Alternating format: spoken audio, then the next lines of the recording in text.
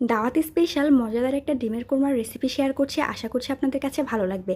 এর জন্য এখানে আমি 5টা ডিমকে খুব ভালোভাবে হার্ড বয়েল করে নিয়েছি, আর এর গায়ে একটু দাগ কেটে নিচ্ছি যাতে করে এর মধ্যে মশলার ফ্লেভারটা যেতে পারে।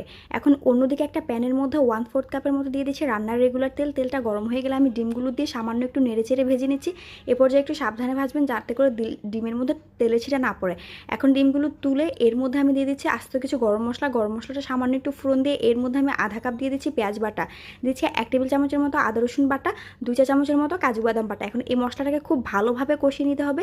দিচ্ছি আধা চা চামচ ধনিয়ার গুঁড়া, আধা চা চামচ জিরার গুঁড়া, 1 চা চামচ লাল মরিচের গুঁড়া এবং লবণ।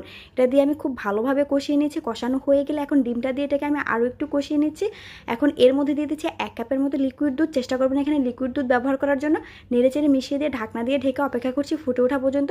যখন এটা খুব ভালোভাবে এভাবে ফুটে উঠবে তখন এটাকে নেড়েচেড়ে এর মধ্যে দিয়ে দিচ্ছি সামান্য একটু চিনি, দিচ্ছি কয়েকটা আস্ত কাঁচামরিচ আর ঘি দিয়ে এটাকে আবারও একটু নেড়েচেড়ে